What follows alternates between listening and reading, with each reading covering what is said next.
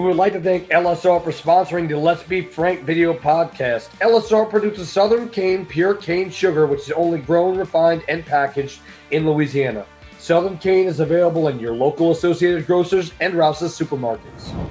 We are kicking off Season 3, Episode 1 on the Let's Be Frank video podcast. I'm your host, Jason Duhe, and I'll be joined by Hall of Fame head coach Frank Monaco. We got a great show for everybody tonight. We're going to have some prep talk and preview some Week 1 LHSAA action. We'll talk LSU, Tulane, and Saints football. We're also going to have special guest Hall of Fame head coach Lewis Cook, head coach of Notre Dame. On the Let's Be Frank section, Coach is going to discuss the 12-team college football playoff, and we'll be introducing our newest segment at the water cooler. So, Coach, another season. Congratulations again this summer on officially being introduced into the Hall of Fame. I saw you got a few strikes. Did you get a turkey maybe out there bowling at the wonderful event they had? Oh, yeah. I threw a few gutter balls also. I want you to know that. I wish they had those bumper plates in there, whatever they call those things. Well, first of all, welcome to everybody to 2024, our third year of the Let's Be Frank podcast. And thanks for tuning in to us and listening to us. And hopefully we can gather some information and give you something that you've never heard before. But before we begin, a special tribute to a couple of people that we've lost during the year. And one is my good friend and head coach for Buddy Tevens. Passed away during our tenure. There's now time off here from the show. Buddy he retained me at Tulane. I worked with him for 6 years. I was his offensive coordinator for a couple years also there. And he had a tragic accident and they amputated his leg. And then years later, an infection set in, or months later rather, infection set in, and it took his life. And the Manning camp will never be the same. It took actually 3 people to actually replace him. And but the great tribute to him, that you see BT on helmets, you see BT on all the hats, and Manning Camp will definitely miss him. Just an avid exercise guy, and our condolences go out to his family, especially Kirsten, his wife. Also, we just recently lost one of our favorite sportscasters, a guy who started Friday Night Football and really elevated the high school game and the viewership of high school in Louisiana, especially in New Orleans area, and that was Ed Daniels. Condolences to his wife, Robin.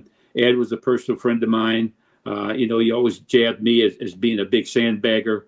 He mentioned several times some of my comments about, that we don't know if we'll be able to break the huddle this year, or the cheerleaders on another team ran 4-4, or so even the tuba player can play, stuff like that. He always paraphrased some of my quotes, but we became very close, and he actually brought me a cake on my birthday one time, which was a surprise. So we will miss him, and I think he left a legacy here in Louisiana. And as you said, Jason, special thanks to all of you that made the trip up to Natchez this summer. I know it's a long way to go in a hot summer.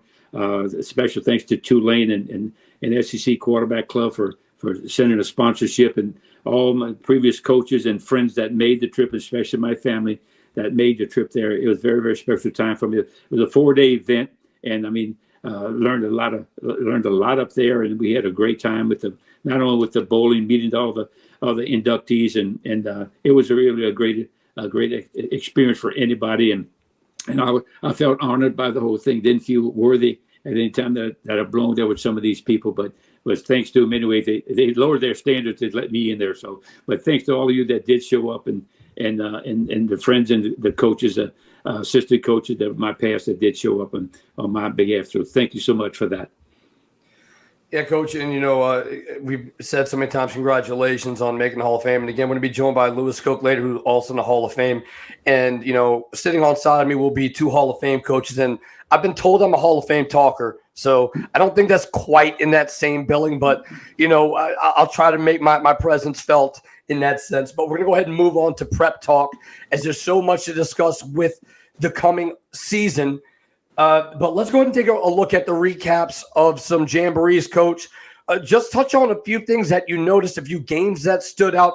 What stood out to you about some of these jamboree matchups that we got to see? Yeah. That even divulged in the final score, but Destry and Lutcher was a battle. That game ended 6-3, Destry winning, but Lutcher gave them all they had. And Destry had several committed athletes and 4 or 5-star guys. So tribute to Lutcher for keeping that game close, even though it's 18 minutes shorter than a regular game, and 2 15-minute halves. Rumble and St. Paul had a real close game, 17-10. St. Paul's quarterback is really, really good, but so is Rumble's quarterback. So two good quarterbacks went at it there. St. Charles Catholic and East St. John. St. Charles Catholic got the better end of it with the benefit of a couple turnovers and real good special team play right there at St. Charles. St. Aug's Shaw. St. Aug's showing that they'll be a formidable football team this year because they defeated Shaw in the Jamboree. It looked like they had an easy time of it. Jesuit defeated North Shore. And, so the Catholic League looks like they're in pretty good shape. And Brother Morton also defeated John Ehret. So the Catholic League is its normal position as being one of the best leagues in the state, if not the best, especially now. Newman de La Salle had a 10-10 battle. So that was quite a ball game in itself. Went back and forth. I think Newman missed a field goal at the end where they could have won it. Riverside winning over Bogalusa big. That was a Thursday night game. But so that's just a quick recap of some of the ball games in our area. Thanks, Coach, and can't wait to break down some of these games. Coach, when you look at the summer leading into a season, how much of a mindset shift is it for players between that Jamboree and week one? The Jamboree is, of course, that dress rehearsal, but there's nothing like being under the Friday night lights when it does matter and it is to your record and there are implications of state titles, playoffs on the line. I've never did like Jamborees, but in all fairness to a Jamboree, it gets some of the kinks out. Something like the headsets. You never know if they're going to be good. Sometimes they get new headsets. Sometimes it's a different setup. Maybe you have a different coordinator. Where do you want to put him, upstairs or downstairs? The communication on the sideline to get my special teams ready. Maybe I had 10 men on the field. So maybe this is a way to correct them. So maybe there is an advantage of having the Jamboree so you can get some of these kinks out. But in a short game, in the 15-minute game, sometimes you get a team that just controls the ball. They can eat up that whole clock and might give you maybe 2 possessions or maybe 1 possession per half. So, but the evaluation part, you can see if your kids can line up right. That's also important. And there's a lot to correct in the Jamboree. It doesn't really indicate what kind of season you're going to have, but you just hope and pray that you come out of it unscathed and without injury. Thanks, Coach. And let's go ahead and dig into some of these matchups that we're going to discuss. A lot of games that are featured on VSN we're going to discuss tonight, leading off with St. Charles Catholic taking on Newman. The Comets have won 3 straight. Coach Stewart has got to be feeling that with his ball club. Again, love the challenge of them stepping up and playing this game. A ton of talent on the offensive side for Newman with Eli Friend, who's a commitment to Princeton.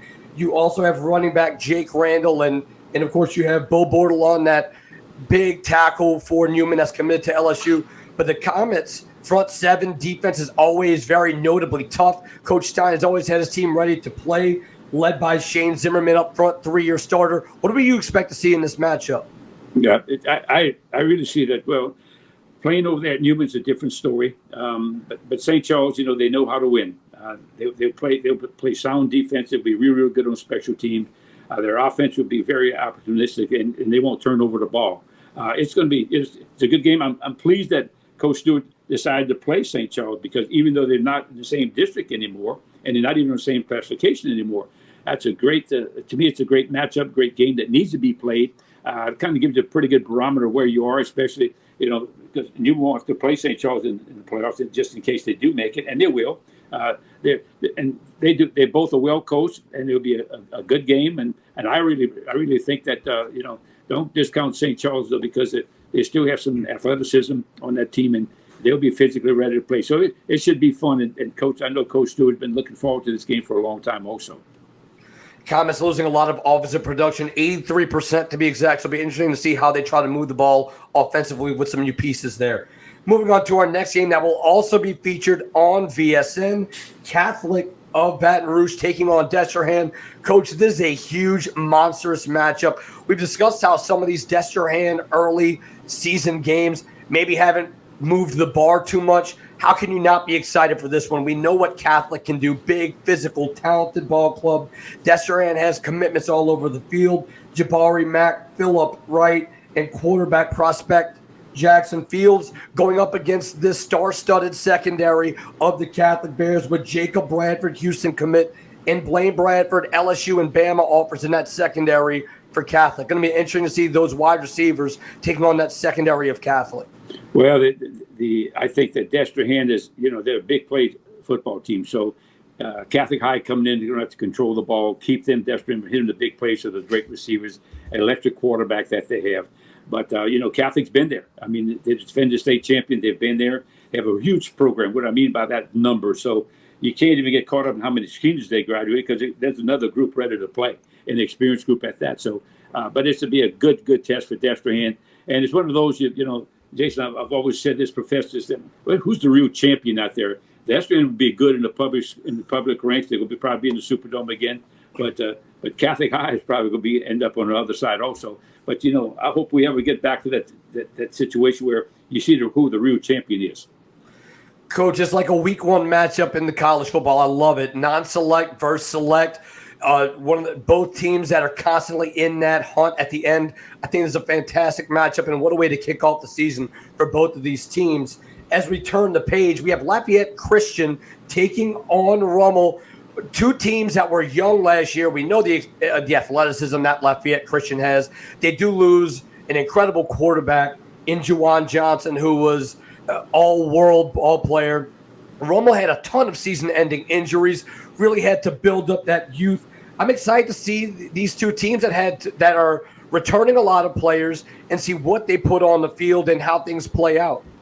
Yeah, just remember, Lafayette Christian had the game won in the Superdome, and they couldn't hold on to the lead at the end, but they had the game won up by a couple of scores late in the ball game.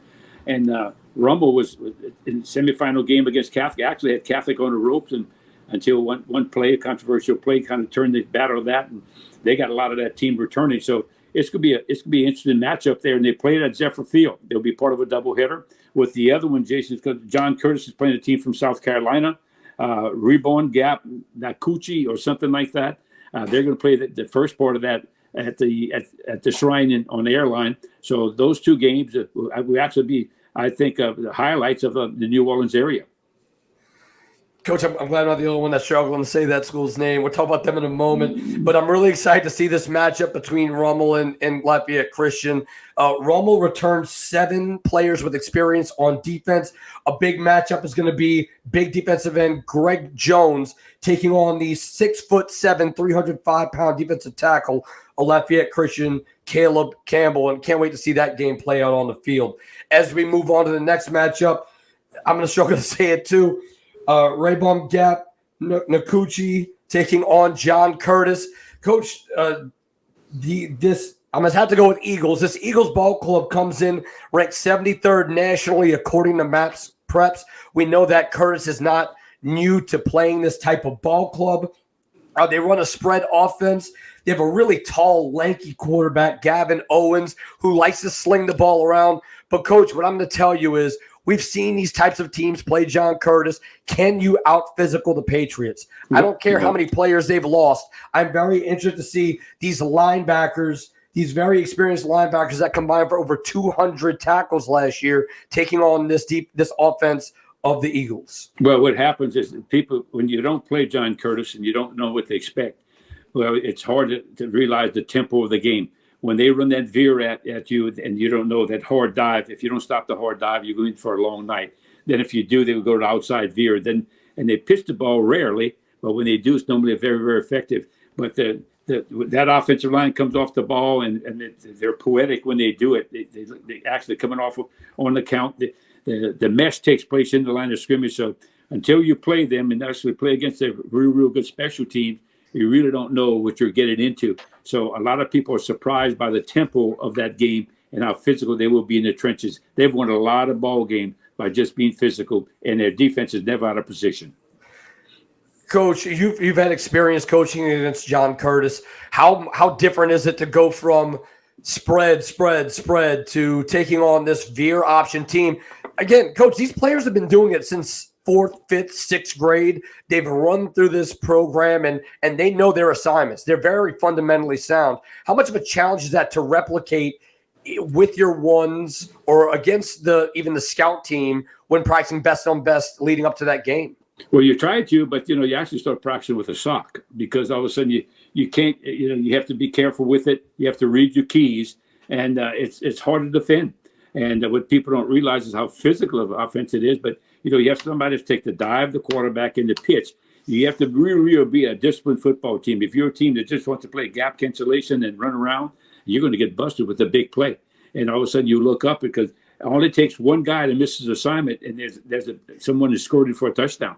So, and you have to work on this. It takes more than 3 days of practice. So when you play John Curtis, hopefully you better build up some type of practice time prior to that to stop a triple option team. If you haven't and you try to get that in 3 days and coach it up, you're going to get killed. Thanks, Coach. In another big matchup, we have a River Parish showdown between St. James as they take on East St. John in a game of Wildcats squared. And this should be an interesting matchup, Coach. You know, Coach Davis at St. James, his ball club didn't end the season quite the way they wanted to. They thought they had a state title, and the game kind of got away from them at the end.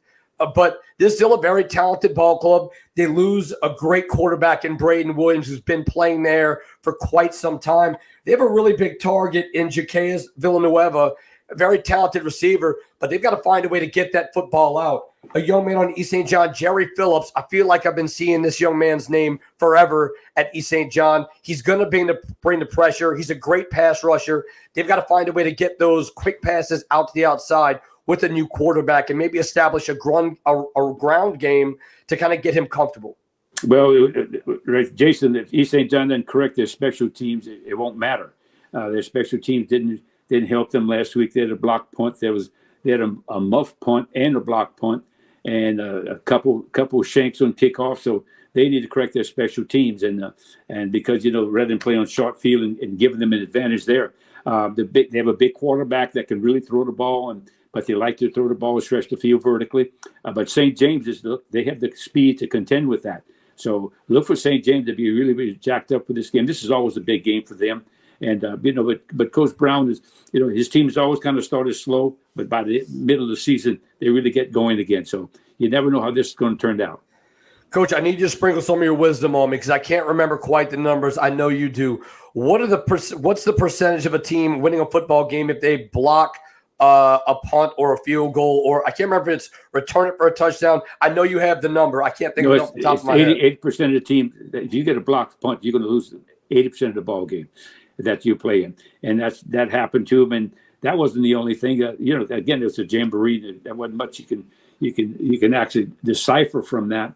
But on the flip side of it, I think that it taught Coach Brown, hey, this is the things I need to work on this week is get it corrected. And if you don't get it corrected, it'll be a long year. Thanks, Coach. And let's go ahead and take a look at our next matchup. We have Edna Carr taking on Archbishop Shaw. Really exciting matchup. Carr lost late in the playoffs to Acadiana. They weren't thrilled about the way their season ended. Shaw came up very right on the short as well. They averaged 35 points offensively a game last year. A very high-powered, explosive offense for the Eagles. Mason Wilson, Jasper Parker, Jacob Washington, so many athletes and weapons at quarterback, running back, wide receiver. They can pretty much do whatever they want. But can you do it against the speed and athleticism of a defense like Edna Carr when you've got two really big bodies up the middle, Richard Anderson, LSU commit, and Corey Adams, an Ole Miss commit? They're going to have to find a way to get that ball out quick because these big defensive linemen are going to come at them. That's an awesome matchup right there for Shaw. Shaw really beefed up their schedule this year because they felt like they needed to because their district hadn't been real competitive. So this is a real big opener for them. Carr just loaded. I mean, they're the who's who of high school athletes over there on both sides of the ball. And I mean, there's not a weakness that they have on the team. Coach Brown does a great job in getting his kids prepared. They're well organized.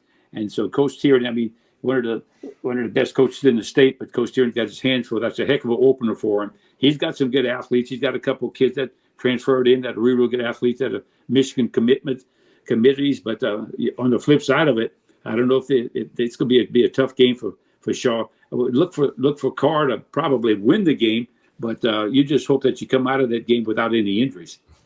Again, keep your eye on Wilson, over 2,000 yards and 20 touchdowns for the Shaw offense last year. But as you mentioned, Carr's a very scary team. First time these teams have played since 2012, so keep your eye out on that one. In our next matchup, we have Holy Cross taking on Edie White.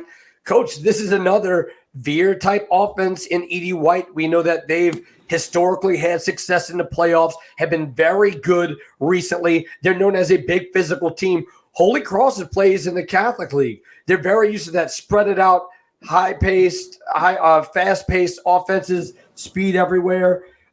We know Holy Cross is going to be replacing some Division I talent at wide receiver, but they're still loaded. They still have a few guys that they returned this year, and they're going to be able to make some plays for them, including a loaded backfield. But we're going to expect to see Edie White continue to try to ground out the football with Ben Rodrigue, which was an all-district running back.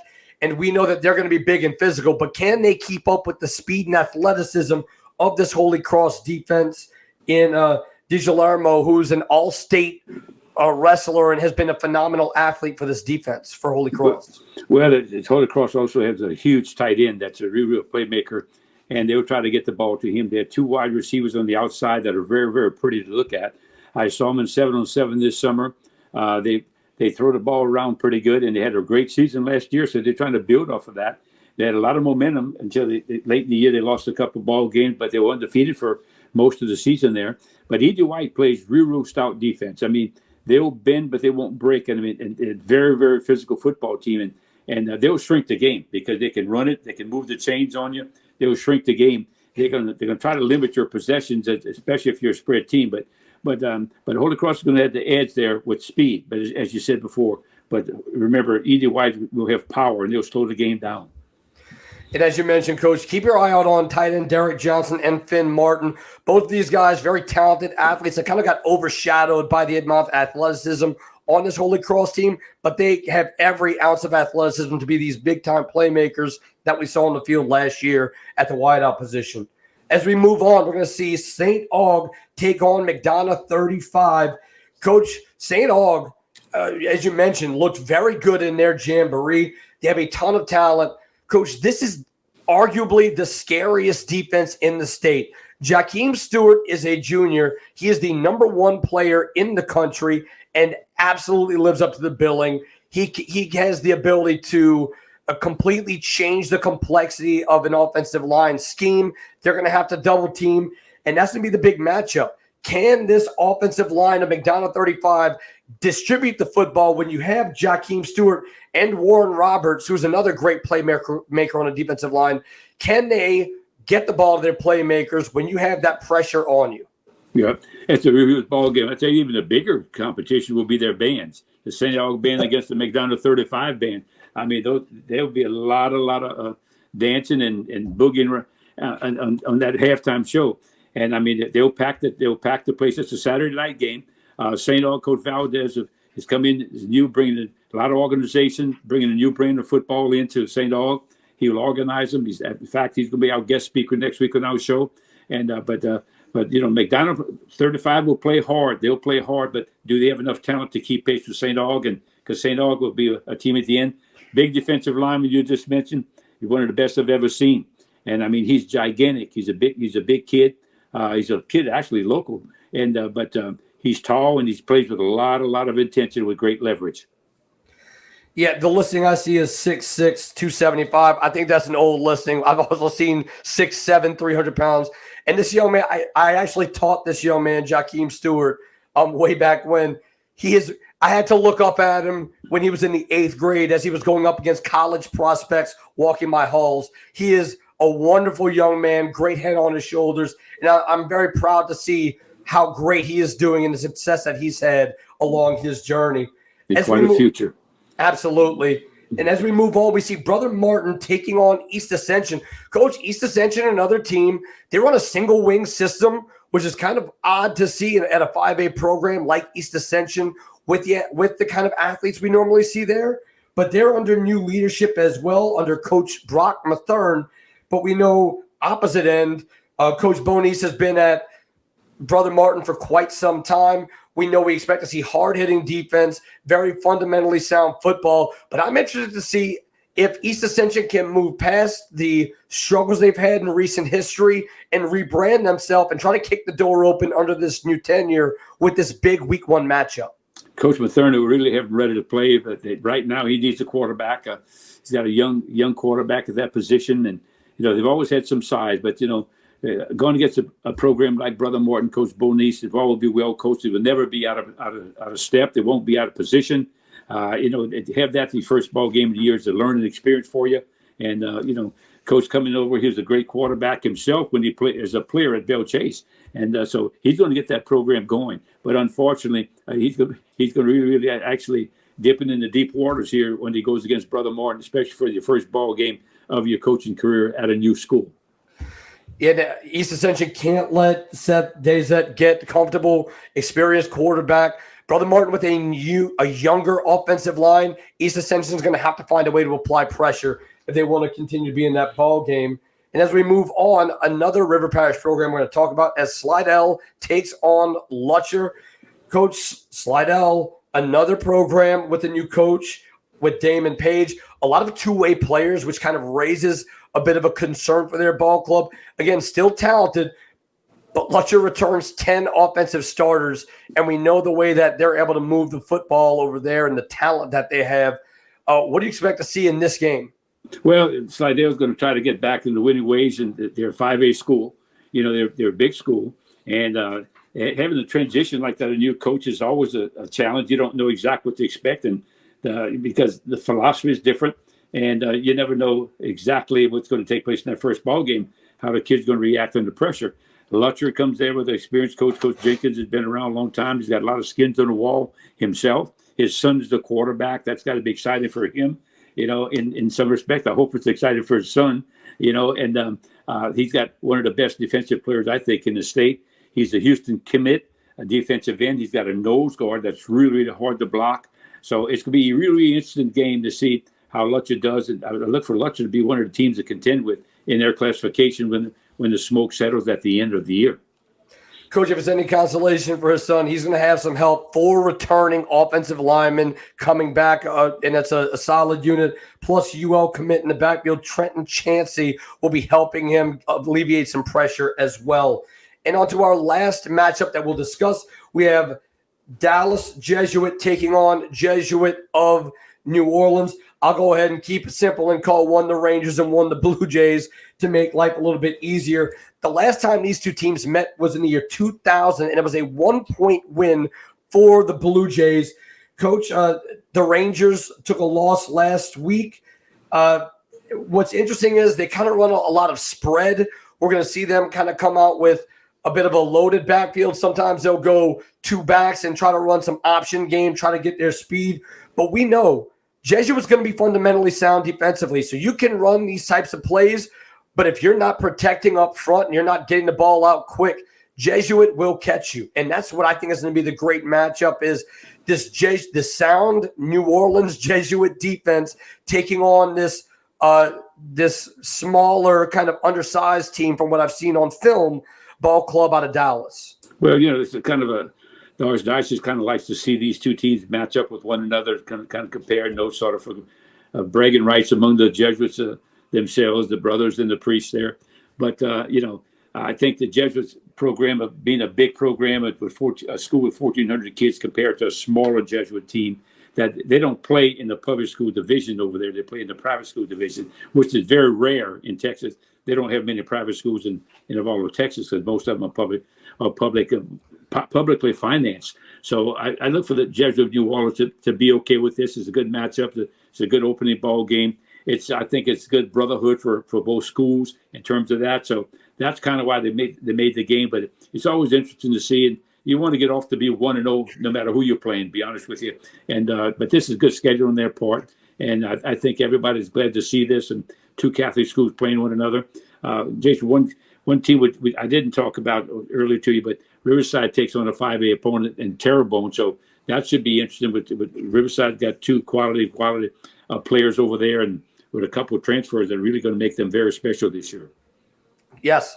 Riverside, for being a 1A school, it's very difficult to remain deep at a position. So it'll see how they face off against that 5A squad of Terrebonne, who also has a new coach, is my understanding, and they're trying to change things up. But we know Coach Lee Roussel. You know him personally, as he was on your staff. He'll have his boys ready to play, and that should be a fascinating matchup as well. But, Coach, before we move on to the next segment, we've seen a few of these out-of-state matchups. Why would a team schedule these out-of-state games, and why is it so difficult to go on the road out-of-state to play a team from your experience? But the first thing, to tell you why, they can't find anybody else that'll play them. What happens when you go to schedule, every year, as you know, it's a 2-year contract. Every 2 years, you have to get a new schedule. And a lot of teams will not want to play you again for various reasons. And sometimes what normally I've found, the weaker teams normally like to schedule earlier. If they're not in the playoffs, they're on the phone early, and they're scheduling other people they feel that they can compete with. Well, all of a sudden, if you notice that some of the better schools are really having to reach out and playing some people, and that's not Jesuits' case here. I think that this is another, it's not an Archdiocese school, but it's not a Catholic school. So that was a natural matchup. But you look at, here's John Curtis playing an out-of-state school. And you look at, here's Rommel playing Lafayette Christian, the first game of the year, the defending state champion for been in the Superdome many years. Then they follow that up with playing University High. So, I mean, a lot of because nobody else was answering that phone. You know what I mean? And so it becomes for that. But, some people like to play good people early. And because exactly you get the chance to evaluate you, are we ready for the big time or not? And because it magnifies your mistakes. You can make that little mistake when you're playing a weaker opponent and get away with it. But if you're playing against a real good opponent, it really magnifies the mistakes. And you see that fastball rather than the changeup.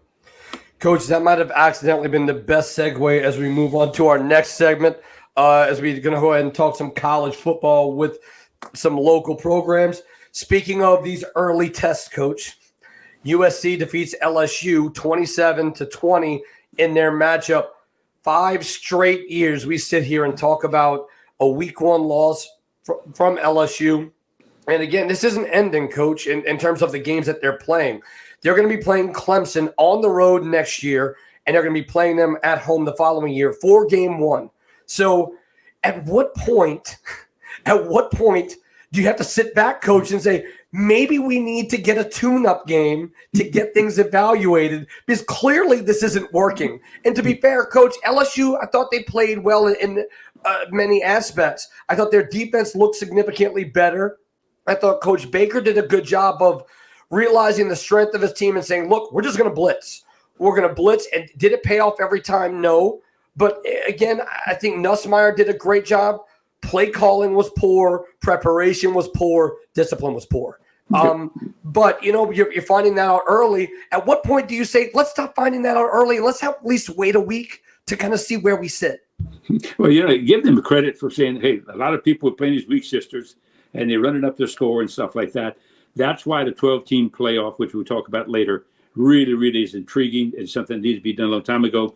But, just my takeaway from the LSU game. Number one, why you don't take the field goal on 4th and goal from the 4? If it's 4th and goal from the 1, I can understand it. But you open the drive is perfection. You go down the field, man, reward your kids with some points right there. And all of a sudden you put some doubt in USC's mind. I didn't understand that. I realized they had some costly penalties. But there are some other things that I thought Nussmeier played extremely, extremely well. LSU they don't have any backs that you really want to write home about. I think their backs are very, very average. We talked about that. What happened to Perkins? He was invisible. I mean, they keep the guy. They showed him where he actually turned down a tackle, and I don't know how many tackles he made. I didn't hear his name called. Defensive linemen were not there. I agree with you. I really think that the defensive coordinator did an excellent job realizing what he's playing with. I think he did a nice job. I didn't, but I do think I'd like to see Nussmeier. He has to come to the point where he's going to have to scramble a little bit every now and then. I don't think he had 1 rushing yard. There's come to time, but I think he's a great thrower. He's a great kid. He was in a Manning camp, and I love him to death. But the second half, I agree with you there. Their play selection in the second half.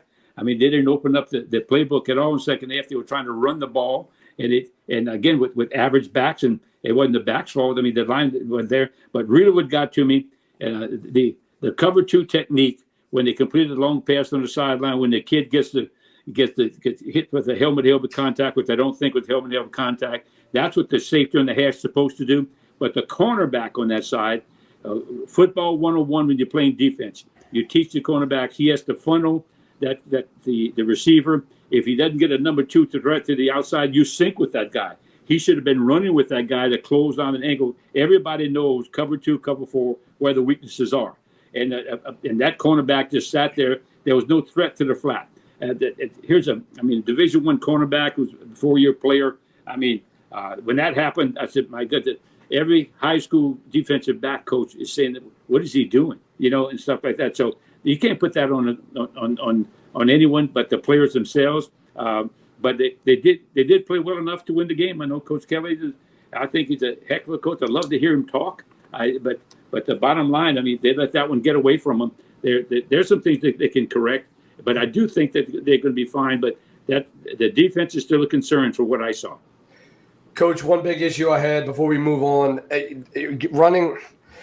they're running into a loaded box every time. I think one thing that I've learned over the years, and I've had discussions with some people who've played the game at the college level and beyond, and said, personnel dictates what the defense is going to do, right? So when you're running out there in 12 personnel with 2 tight ends, and the defense is going to load the box with 8, you're signaling to them you're going to run the football.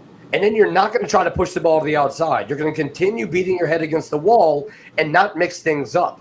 8-man box, not trying to pass the ball, coming out in the second half and just consistently running the football. I thought it was baffling. Also, to your point, Coach, second year in a row, we see them march down the field on the first drive and not go for it on fourth down and not convert. Mm-hmm. And it made a difference in the tempo and the way that game played out. Right. They play Nichols. Coach, in 2 sentences, what do you think LSU needs? What would you like to see LSU do to improve from week 1 to week 2 with playing, a local school in Nichols State? Well, Nichols State will be ready for them. And Nichols State's a good football team. They've been picked to win their conference. Their center is a kid that Evan Roussel is a kid that starts for them. He's their 4th-year starter for Nichols State. I know he's looking forward to it. But they'll be excited to play in Tiger Stadium.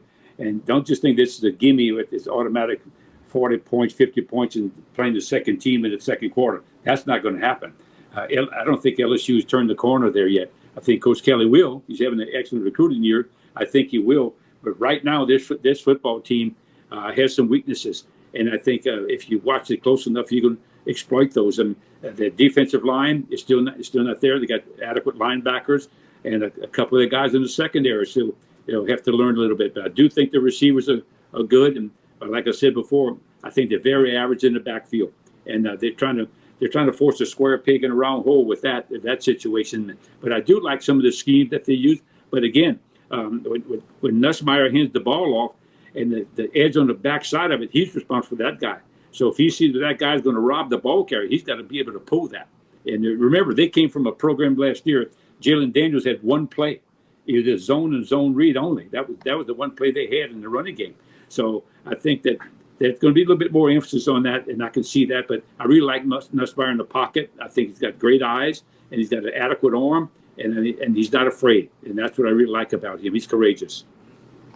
All right, Coach, let's go ahead and take a look at our next team, which is going to be the Tulane Green Wave. They defeated Southeastern 52-0 in their home opener, which is a big win. What positives did you see, and what can help them moving forward as they take on a formidable opponent coming up in Kansas State that is coming to – I love that, by the way, that Kansas State is coming to New Orleans to play Tulane in that game? Well, number one, that game could have been real close. Southeastern drove the ball down. It was 14-7 at half. It could have been 14-7 at halftime. Southeastern had a guy wide open in the end zone on a fade route. He underthrows him. The guy picks it, goes 100 yards, and turns the game around from 21-7. Tulane gets the opening possession of the second half. They went down to score. That game could have easily gone the other way. Southeastern first possession goes down inside the 25-yard line, and they fumbled the ball to Tulane. So that could have been a little bit closer. So it's hard to read. Is Tulane that good or Southeastern not very that weak? I think it's a little bit of both. And I know that Coach Summerall was not really pleased with a couple of motion calls that he had against his offensive lineman. By the way, I think his offensive line is very good, and he's got good backs. I thought the quarterback was more of a runner, but he showed that he can really throw the ball pretty decently. And he's just a redshirt freshman. The special teams, I think, their special teams will be good. They got a decent punter and kicker. I didn't mention this about LSU, but LSU got a punter that can only get the ball 35 yards down the field. I don't get that. I mean, there's got to be some other guys around the state that can put the ball 35 yards. A little bit further Division I football. But Tulane special teams will be good. They had a couple breakdowns on the kickoff team. But this week they play Kansas State, who's got a quarterback that can really run. So that's going to be a challenge for them to stop them. So Tulane knows, and I think Coach Summerall even said it in the press conference, they really have to correct a lot of things if they expect to be a contender in that conference. So this is a big ball game for them because Kansas State's probably the marquee team on their schedule, compared to the rest of their conference. So this is a big ball game. They're already a ranked team. So if Tulane can get away with this one, no telling what kind of season that they're looking at. And hopefully they get those kinks worked out. We know they have an explosive offense, not just because of the 52 points they scored, but they brought in a ton of transfers, a ton of athletes on the outside, in the backfield, at quarterback. I'm excited to see this matchup. And again, I'm sure a lot of people will be locked in nationally, which I think is great. I think it's great to get this brand exposure for Tulane, a program that, Coach, it wasn't that long ago, was really having a rough go, but we've seen this incredible turnaround over the past few years, and it's been awesome to see. Everybody kind of flocks towards LSU, but it's been great to see people kind of paying attention to this Green Wave Ball Club over the past few years. They're legitimate. You're right. So, Coach, let's go ahead and turn our attention to the Saints as they're going to be taking on the Carolina Panthers. Coach, what do you see in this matchup? Coach, it's another year of Saints football. I don't know how many changes that they've really made that are going to make a difference in this year. What are the odds that they surprise us? Because there's only so much dancing around it that we can get, right? There hasn't been enough fundamental changes to this team to get super excited about. It just has to be coaching and mentality in the locker room, right? Like the way that they approach each game. So give me a positive outlook, Coach. As a Saints fan out there, how do we have a positive outlook going into this week and moving forward the rest of the season? Well, I think it's important. They talk about the coordinator, but that's really overrated. I mean, because they're the same plays. About when you call it might be different, but they're the same plays. There's a shallow cross, the corner routes, the verticals, the play action, stuff like that. And the big thing about the play action and outside zone. Outside zone is an excellent play because you have to stretch accordingly if you're a defensive player. I look for the strength of the team to really be the defense. I really like their defense. Of course, they're going against the first ball game, the former Heisman Trophy winner. But and Carolina will play hard. They always do. They're in the conference. But I think Carr has to be the leader. He has to have a good year. I really like both their backup quarterbacks. I think that they're the future of the Saints. I like them both. But their secondary is going to be their strength. Now, are they a big play team? They have to get the ball to Kamara. He's a guy that he can make plays for you, and I think that's good. They got a little speed. They got a good return. They're really, really good on special teams, and they're one of the best special teams unit in the NFL. So if you play good special teams, and that's what it goes back to turnovers. It goes back to that. The team that doesn't turn the ball over will normally win, and they got a real good field goal kicker. So I look for them to have a decent start of the season, but unfortunately, their schedule is really tough. And everybody's looking for them. They won't blow out Carolina because that first ball game. I mean, the intensity there will be something. But I look for them to get by Carolina. Then after that, it's a crapshoot. All right, Coach, and that'll do it for our first segment. When we come back, we're going to have special guest Hall of Fame head coach and current head coach of Notre Dame, Lewis Cook. And keep it locked in. We'll be back on the Let's Be Frank video podcast. We would like to thank the Accardo Law Firm for being a supporter of the Let's Be Frank video podcast.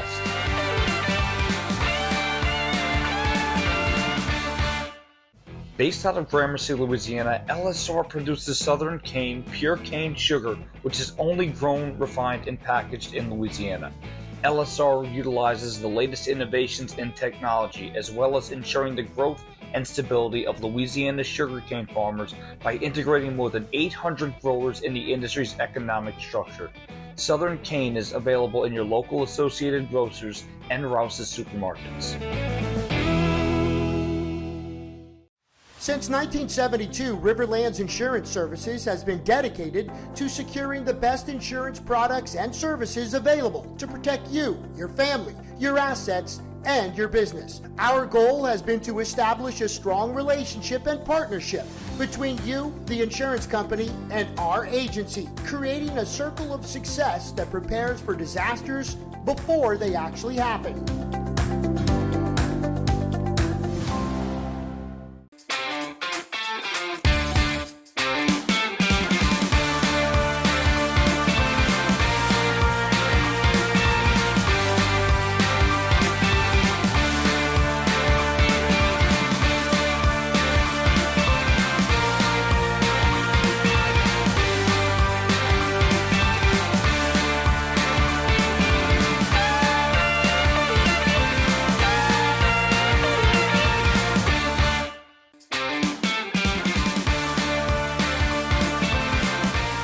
Tonight, our special guest has been coaching high school football in Louisiana for 40 years and has amassed over 400 wins, making him third on the all-time list, and 4 state titles during his career. He also has a spot in both the Louisiana and LHSAA Hall of Fames. We want to welcome in our special guest, Notre Dame head football coach, Coach Lewis Cook. Coach, thank you so much for joining us. And the game has changed so much schematically over the past 10 years, much less over the past 40 years. What's been the biggest aspect of the game that's been impacted in game planning week to week with the changes that you've seen schematically over these 40 years? Well, I think the biggest thing is the spread offense. That's probably been the biggest change over in the last 12, 15 years, just spreading everybody out. When I first started coaching, actually, I started in 1974. This is my 40th year as a head coach, 51 years altogether. And, nobody's throwing the ball around. You played 1 or 2 little defenses. Everybody was called in. But now you really have to be able to make some serious adjustments when those teams come out. The good thing for us is we've never been a spread team. We're still under the belief that you got to run the football and stop the run to be a champion. And so it's actually become an advantage in a lot of games for us that we are I formation some or a power running team, because a lot of teams are not seeing it, but maybe once or twice in the season. Coach, you have 401 wins, and that's a tremendous feat. It's 40th year as head coach, as you mentioned, and 51st year.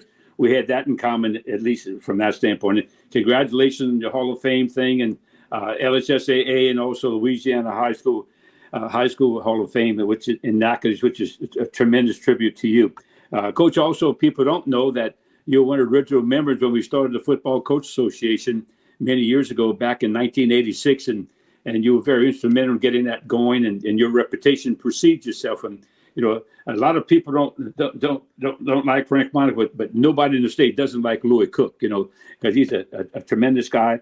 But Coach, what Jason just alluded to about your offensive system, you're one of the few coaches that still plays with a tight end, and you still, whenever anybody plays against you, I know whenever we had to play against you, we had to scheme. You run the same play, but block it like 10 different ways, and you've always had great success doing that. And people don't realize that you get your players up at 6 o'clock every morning during the summertime to work out. But respond to that a little bit, of Coach, of how that work ethic has translated into victory, because you don't sign many college athletes. You just do it with just making kids in position. Right. Well, I've always felt, Frankie, that, you win your games in January, February, March, April, in your all-season program. And I've been it's always been something that, for whatever the reasons, ingrained that we have to train. And especially here at Notre Dame, because as you said, I spent 8 years coaching at Crowley High, 4 NFL guys, tremendous athletes, a bunch of college football players, guys that went on to play in college. It's not the same here. 6 a.m. workouts. Now it's gone. Even the group comes at 5:30. We go 3 days a week, all summer long, and we ask for 16 workouts through the 8 weeks of the summer. Now we hand them a calendar. We don't tell them what days they have to come, when they have to take their vacation. It's still summertime, and I try to emphasize that to the kids.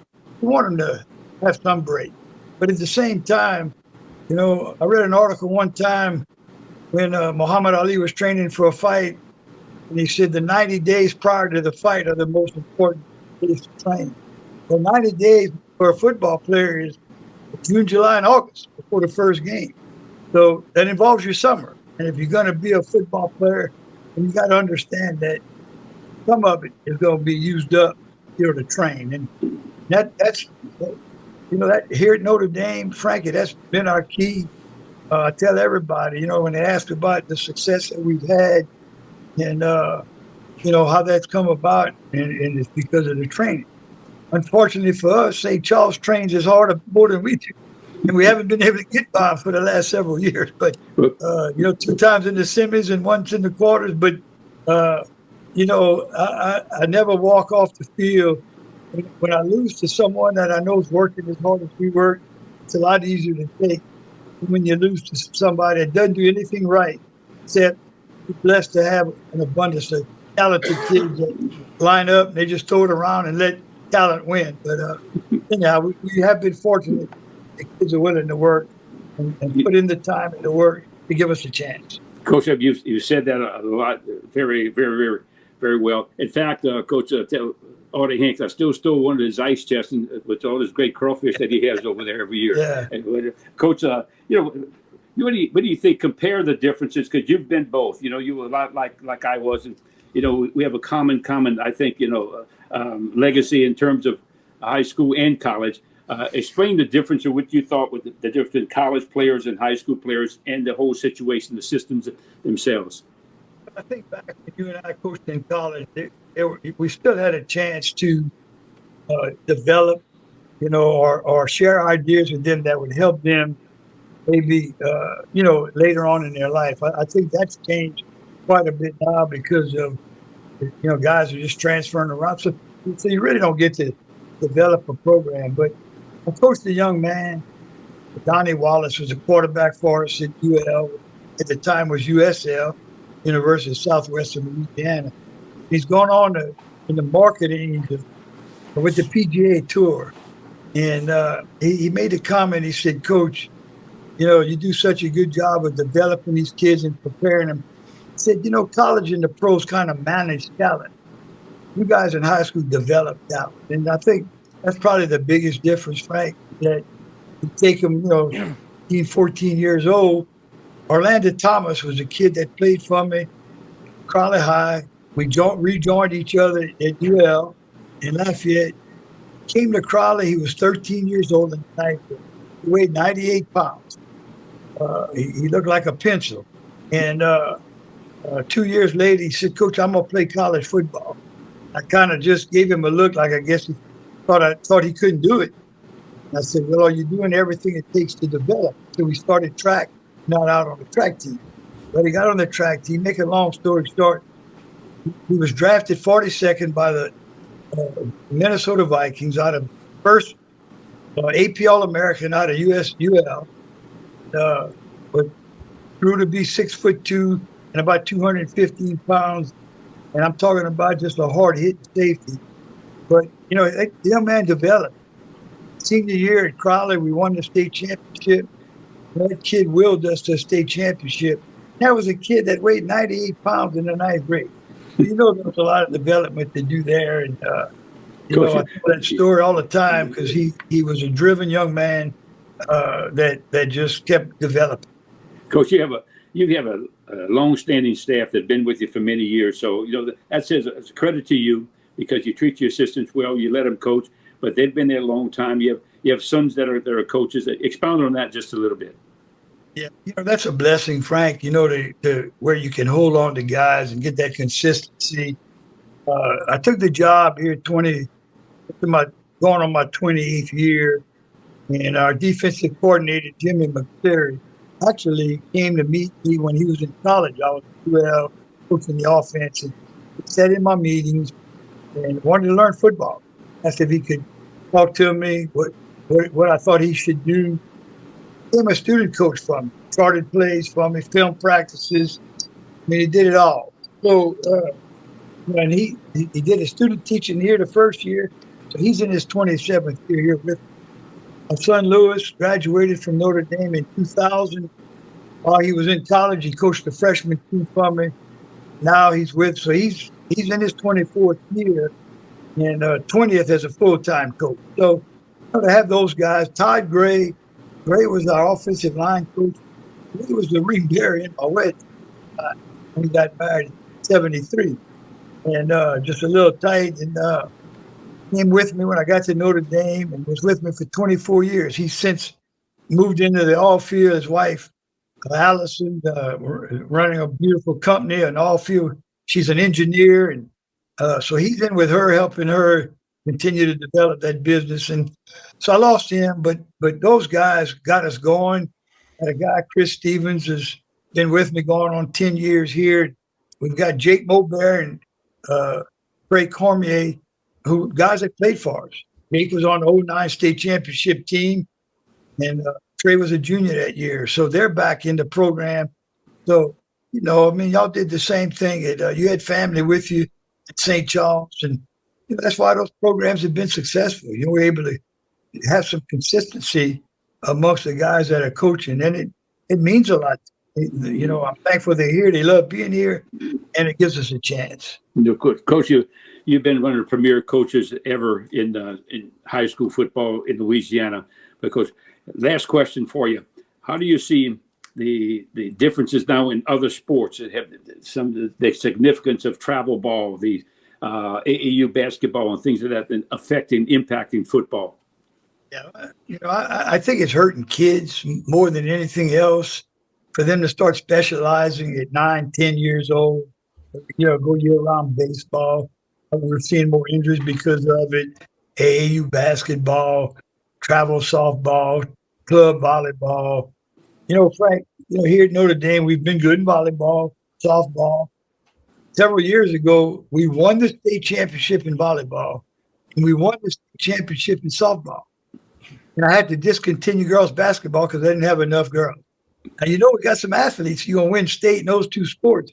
If I could have taken 3 off of each of those two sports, those 6 girls would have won a lot of basketball games for them. But because of the specializing, and the same thing's going to happen, starting to happen in football. Football's tough. We were just talking about a game on Friday night, maybe raining. I said, well, we the ones chose to coach football outdoors. You got to play in the elements. We could have gone basketball and be in air conditioning all the time. But no, I think it's having a huge impact on the game of football. I'm seeing teams with 25, 30 players, and we're almost at the point where I'm almost convinced some schools have to drop football.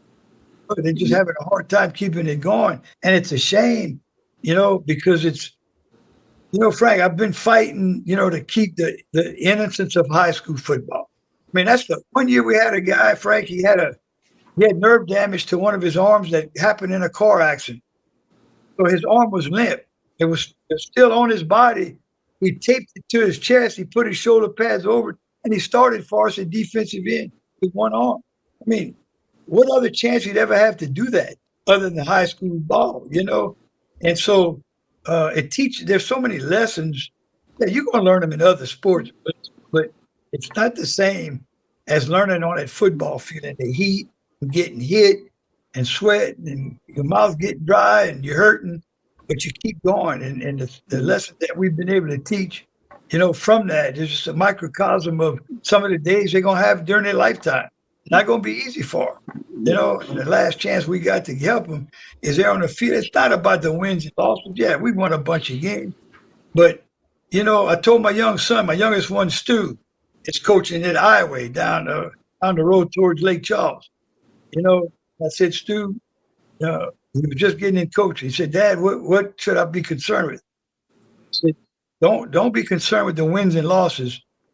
Just ask the kids when they come back, what you did for them.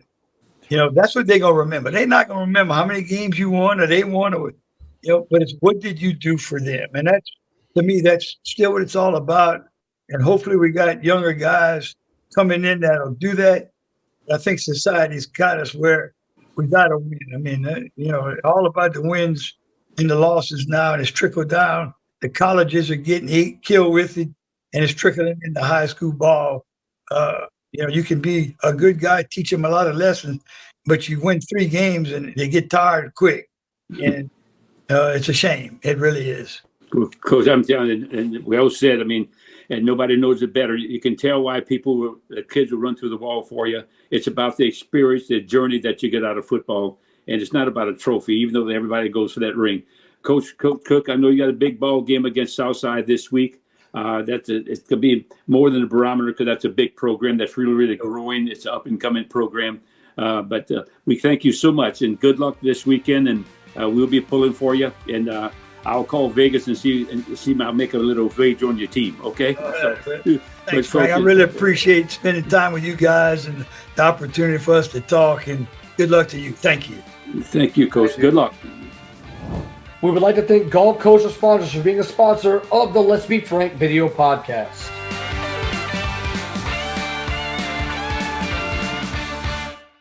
Based out of Gramercy, Louisiana, LSR produces Southern cane, pure cane sugar, which is only grown, refined, and packaged in Louisiana.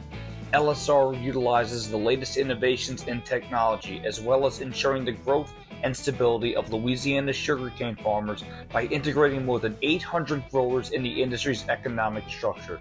Southern cane is available in your local Associated Grocers and Rouse's supermarkets. Since 1972, Riverlands Insurance Services has been dedicated to securing the best insurance products and services available to protect you, your family, your assets, and your business. Our goal has been to establish a strong relationship and partnership between you, the insurance company, and our agency, creating a circle of success that prepares for disasters before they actually happen.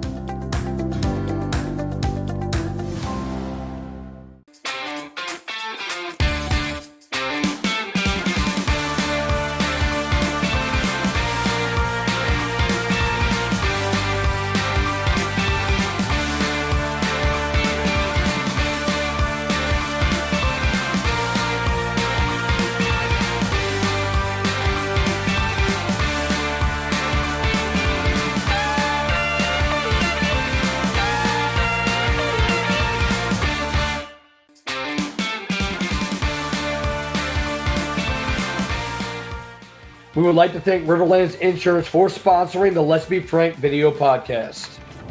Welcome back to segment 3 of the Let's Be Frank video podcast. Here's the Let's Be Frank segment. Coach, you're going to go ahead and discuss the college football 12-team playoff system. Do you like it? Do you hate it? Do you love it? Indifferent? Where do you fall on the way it's set up, how it's structured, and what do the fans need to know? Well, guys, I tell you, I'm excited about it. I think this is something that's long overdue. I once, in the 80s, sat when I was in college coaching, I was assistant coach, and I was asked to sit in on a meeting for the NCAA, and this came up in the 80s. And I remember 2 very, very prominent coaches standing up at the time said they didn't want a college playoff system because it put too much pressure on coaches, especially head coaches. And I remember that was voted down at that particular meeting. And ever since that time, in fact, the late Ed Daniels, I remember him writing an article, and he and I kind of discussed this at length about how great a college football system should be, because the other divisions have been doing it for years with 16 teams, and they've been doing it for years, and it's worked out fine. To me, the excitement about the bracket play, whenever you're in bracket, especially in high school, even in high school, people can't wait to see who do you play next, where do they go there. They'll stay up late at night to figure out who's the bracket and power ranking and things of this nature. This would be very, very similar to that.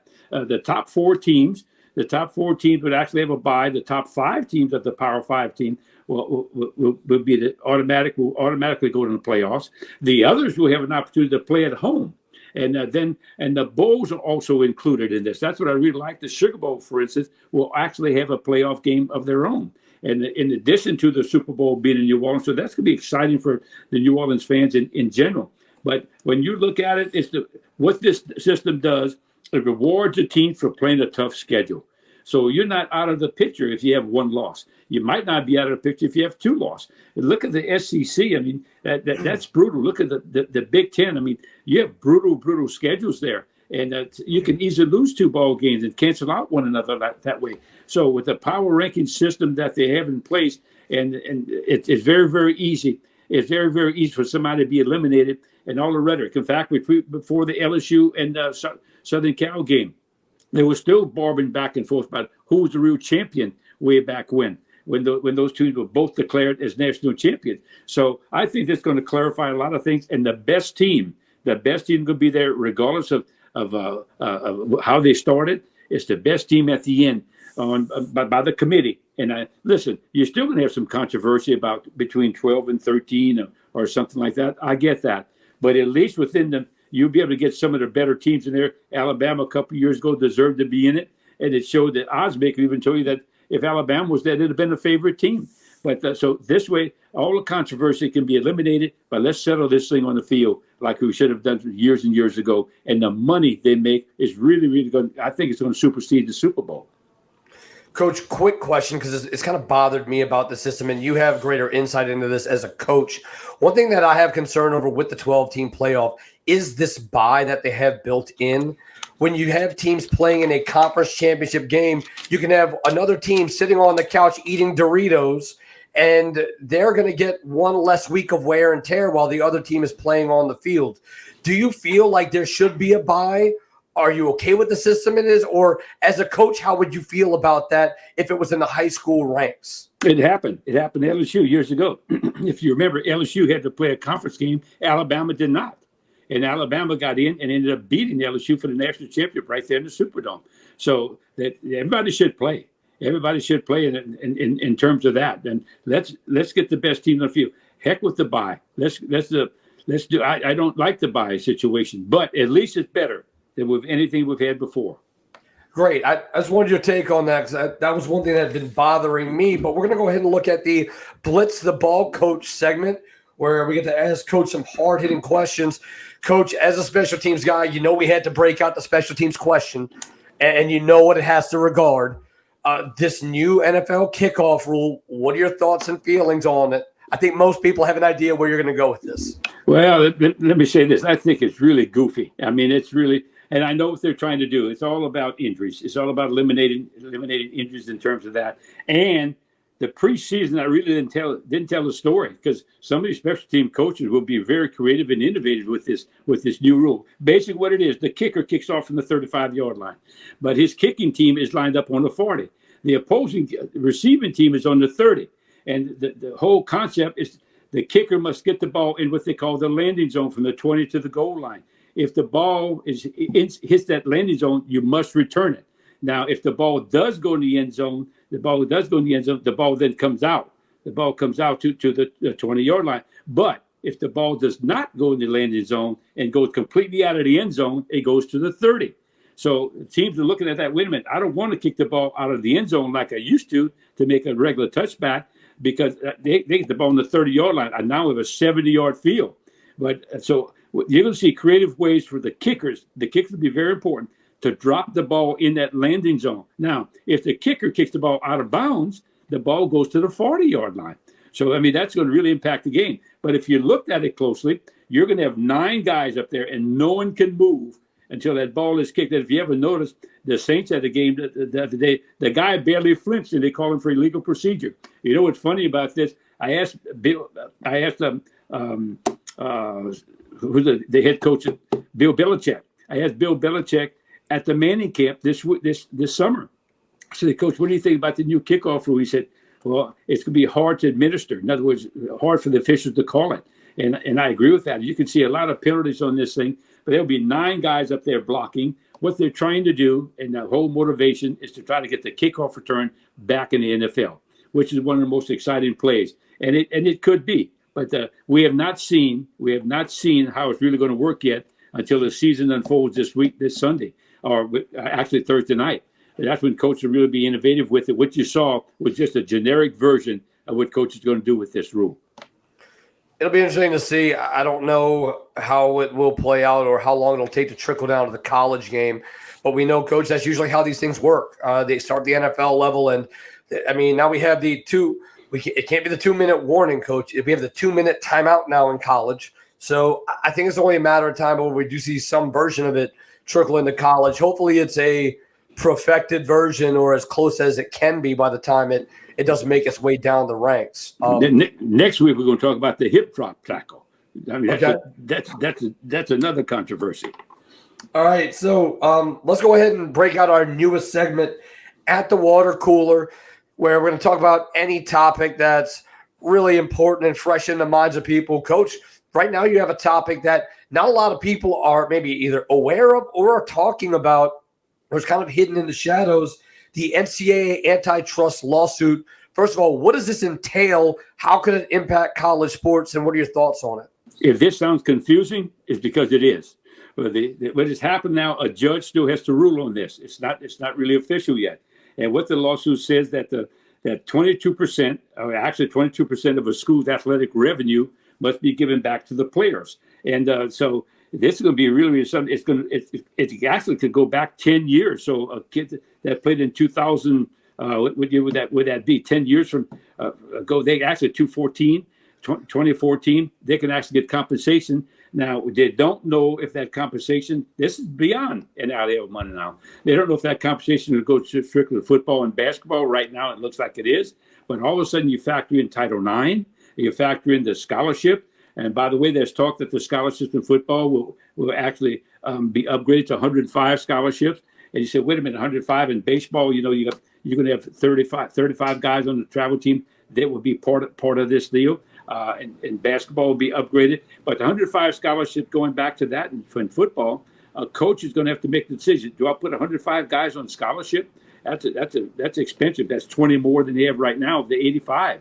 So can a school like Tulane, for instance, afford 20 more scholarship? The other flip side of it is that a coach can decide, well, I'm only going to give maybe 95 scholarships, and the other 10 will be walk-ons, because it's going to eliminate the walk-on program completely, because they will be counted in that number. So what does it do to Title IX? What does it do for the other sports? I don't want to call them minor sports because you get yourself in trouble.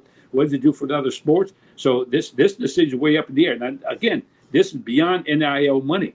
This is money they're taking some of the revenue. Like, for instance, if a team makes $100 million, the athletic department makes $100 million, 22% or something like that will go to them. Now, they're hoping that the NCAA or someone comes up with a parameter, says, okay, this is your formula that you have to follow. So football is going to get this, basketball will get this, baseball, girls athletics is going to get this. But every athlete from the last 10 years will actually be compensated based on this particular ruling.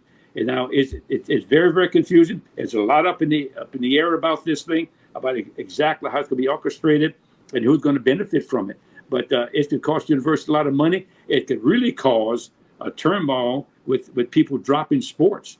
And you could see a lot of people go back to Division III, like they have no scholarships and attached to athletic program whatsoever. So this is going to be something that we all have to keep an eye on. It's pretty interesting, and I didn't explain it completely thoroughly like it should be, because there's so much gray with it. And again, remember, a judge has to rule on it, but it looks like that whoever the judge is, and they didn't say exactly who it's going to be, it looks like this is going to be passed, and because there's a lot of there's a lot of pushback from the athletes of the past saying, hey, we're making this money, we should deserve some of that revenue from it, which I don't agree with it. I want you to know that I don't agree with it at all. In terms of that, I don't know what happened to the scholarship athlete. The books and tuition you pay, and we get room and board, they get free meals, they get a chance to work out, they get coaching, they train for professional sports and things of that nature. But now everybody's going to be a free agent. And I remember Nick Saban said on game day the other day, he said, when he decided to step down as head coach, there were agents all over the place wanting to talk to his players. And because they knew that he was trying to convince them to go to other places or become their agent. So everything's going to be free agency, and it's going to be a professional football on the college level. Thanks, Coach. And to put this in real-world terms, in terms of minor sports, as being from South Louisiana, being a big baseball fan, in particular college baseball fan, LSU has one of the very few profitable baseball programs in the country, right? That's factually true.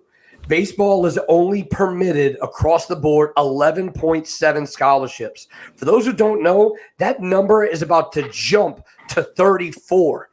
And while that might not impact LSU, a school that has one of the handful of schools that makes money, look at UNO right now, right? UNO is currently in this deficit where they're having to funnel money out of athletics to keep their university afloat. So to Coach's point, what does that do to programs like UNO or smaller, even FBS schools? Well, let me ask you this. You have Tulane University, the books, tuition, and everything included over there, and meals. You're talking about $85,000 a year. So how can you come up with more scholarships for football at $85,000 a year? I mean, and then how worse, as you just mentioned, baseball.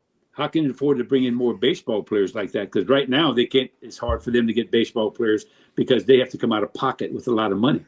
There's not enough money to go around. So this is going to go round and round. But that's our world. That's our world. It's all generated by money.